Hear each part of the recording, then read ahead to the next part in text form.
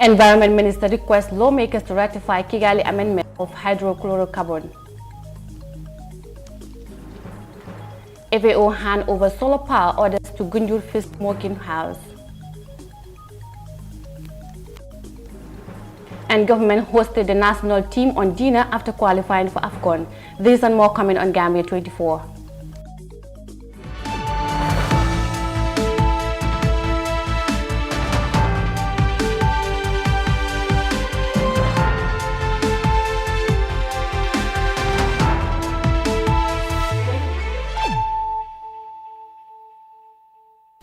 Good evening, you're watching Gambia 24 News with me, Mariama Cham, and thanks for joining us.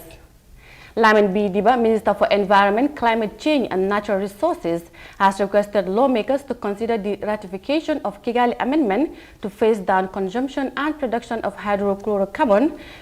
The Kigali Amendment is a Montreal Protocol, which is an environmental treaty signed by countries to phase out ozone-depleting substances from the Earth's atmosphere. Here is more. Hydrofluorocarbons are super greenhouse gases manufactured for use in refrigeration, air conditioning, foam blowing, fire protection, and solvents. HFCs, unlike most other greenhouse gases, are not waste products but are intentionally produced. The Kigali Amendment, which the Environment Minister requests Parliament's ratification, aims to reduce the amount of greenhouse gas by cutting their production and consumption. Minister of Environment, Climate Change and Natural Resources Lamin B. Diba gave reasons why Gambia should ratify the Kigali Amendment. Honorable Speaker, in the face of increasing challenge to protect the ozone layer, there is need to enhance global efforts in this endeavor. The Gambia is among those countries in Africa that are severely hit by the growing consumption of high global warming potential gases, substances, which impact human health, environment, and economic growth. The Gambia belongs to the developing countries that is expected to phase down 80% of the consumption or production in the year 2045. Minister Diba also highlights the benefits Gambia will gain for ratifying the amendment. Benefits of ratifying the Kigali Amendment. Honorable Speaker, this amendment will enable the Gambia to phase down the consumption and production of hydrofluorocarbons under the Montreal Protocol, thus a significant contribution to the fight against global warming. The phase down of hydrofluorocarbons is expected to avoid up to 0.5 degrees Celsius of global temperature rise by 2100, while continuing to protect the ozone layer.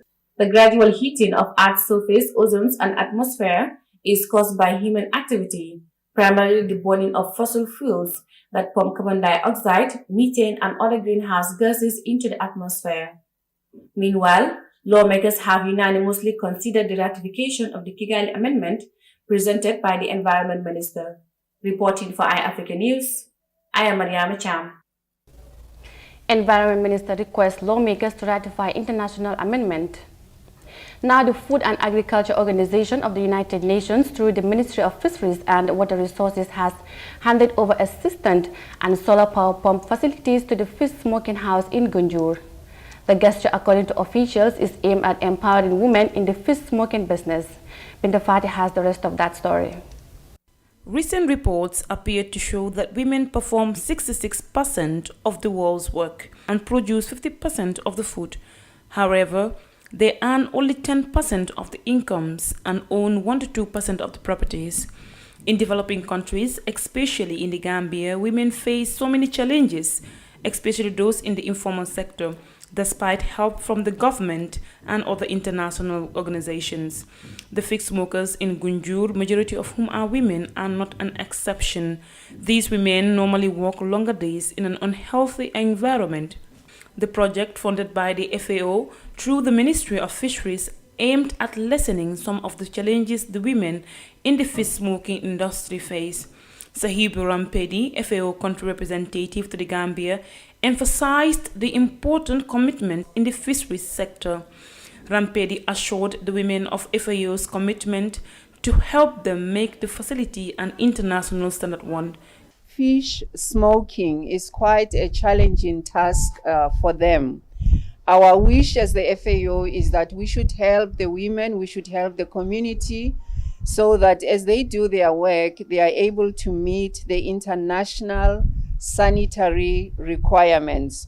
Because unless they do so, they will continue to lose some of their fish consignment, because when one works towards export, there has to be that requirement to meet the sanitary measures.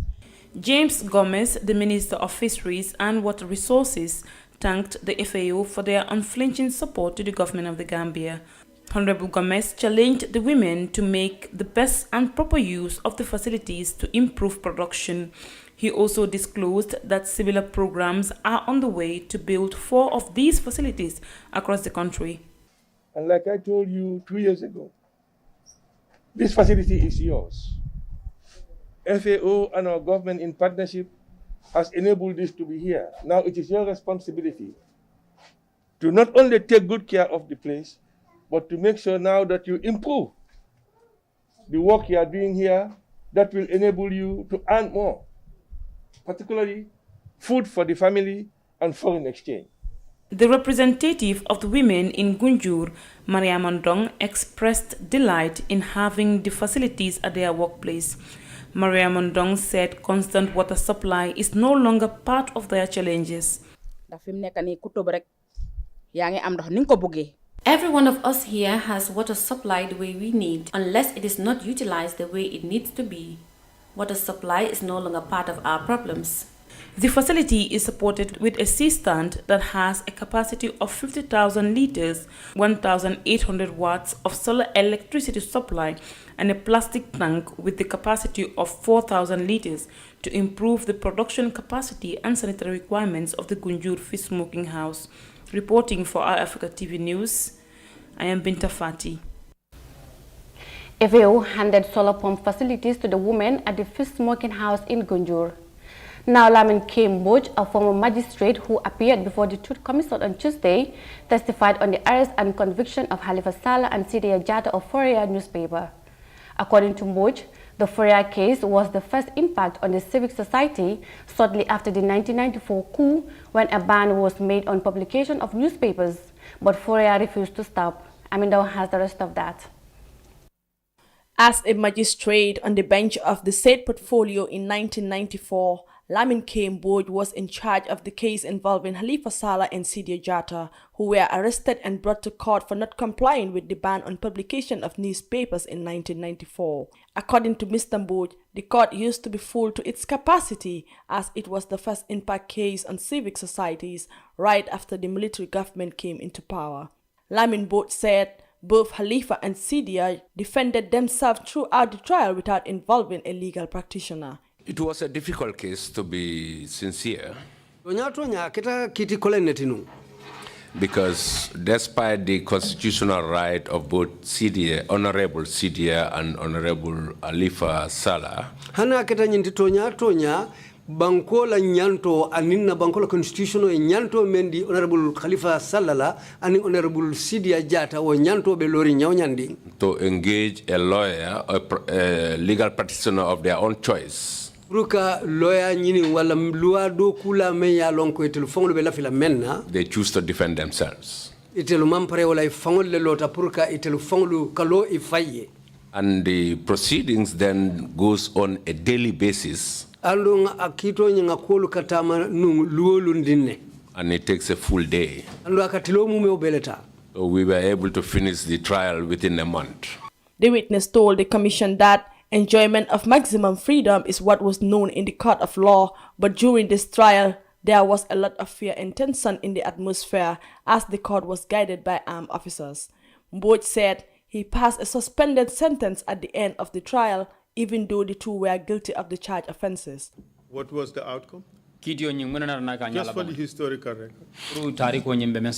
Yes, although they were found guilty of the offenses charged, I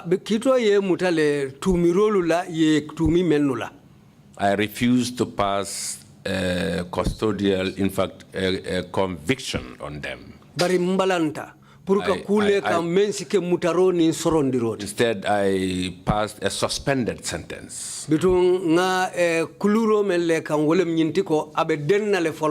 If they fail to stop their activities as instructed by the regime, and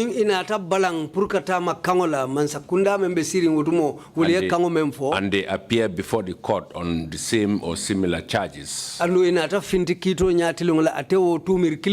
the suspended sentence will be handed down on them. According to the witness, sending the two to jail would have had severe consequences on the civic society by then. That's why he decided to give them a suspended sentence. After his master's, Mboj was posted in Basse in 1997, where he's said to have learned the worst experience of the 22nd July movement. Lamin K. Mboj, a native of Nyamina Dankunku, obtained LLB honors in Usman Danfodio University, later enrolled at the Nigerian Law School before he got called to the Gambia bar in February 1994 and started working as a magistrate in May 1994. Reporting for iAfrica News, I am Amindao. That report by Amindao will take us to a quick break, and we'll be right back with the rest of the news. Stay with us. They say we slept in one world and woke up in another. This global tragedy got humans together despite our social distancing. Our nature is taking a break.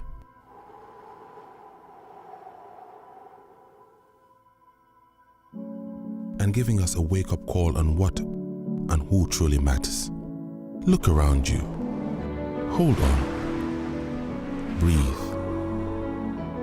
Count your blessings.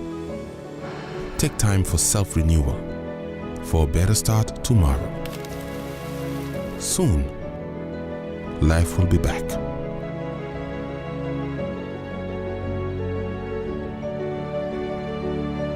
Meanwhile, let's stand apart together with one heart.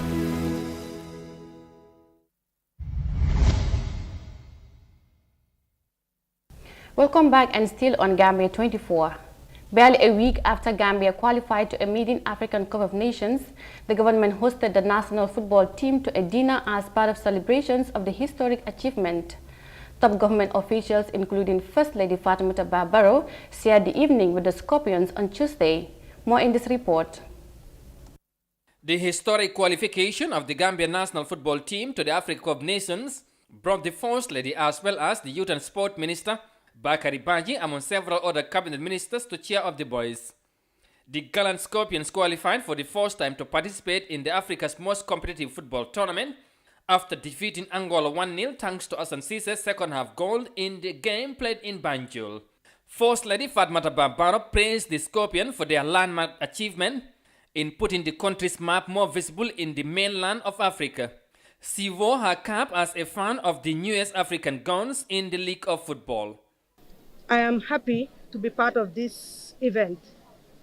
I am thanking the main sponsor of this dinner and the owner of the hotel for accommodating us tonight. I have not much to say. If the president is the #1 fan, I think I'm number 2 because I watched the match and he was busy having a meeting. I watched the match and I came out from the dining room, rushed to him and I congratulated him. Then I started calling. I made the call to let him talk to GRTS. Bakari Baji, the Minister of Youth and Sport, emphasized the importance of realizing what the country has waited for so long, pledging government's commitment in the development of the pace in football. And we understand that sports is not just for the leisure aspect of it. Yes, we have sometimes people think if you quote the figures of how much is spent on sports, they will yell, in surprise because they think we shouldn't spend that much in sports. But if you look at the investment or the return in investment that sport has, you will think that you can even spend 3 times what you're spending right now. Because producing international players, professional players who go out there and play, if you look at how much they get paid and how much investment is going to bring into the country, it's a lot. The Scorpions gaffer Thompson Feint confessed that his dream in coaching the Gambia began more than 10 years ago. The Belgian tactician has been rewarded with a 5-year contract extension after securing a place for the Scorpion in the Cameroon 2022 AFCON tournament. And I feel very honored and I'm very happy that that dream started 18 years ago and that we now achieved something special for this beautiful country. And I said it earlier, I can tell I'm the smiling coach of Africa. And we had a dream, but we dream more. And I think this country can look forward to our first AFCON. But the hunger of the players, the hunger of everyone in the federation, the hunger of the football-loving people is not over. We are ambitious.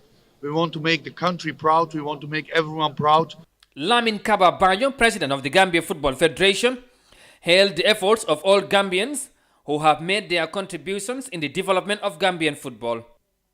The Scorpions ended their historic 2022 AFCON qualification campaign as leaders of Group D despite a 1-0 loss to the Leopards of the Democratic Republic of Congo on Monday. Government there hosted the national team to dinner after qualifying for AFCON. And that's all for Gambia 24. I am your presenter, Mariama Chan. Thanks for watching and do have a good night.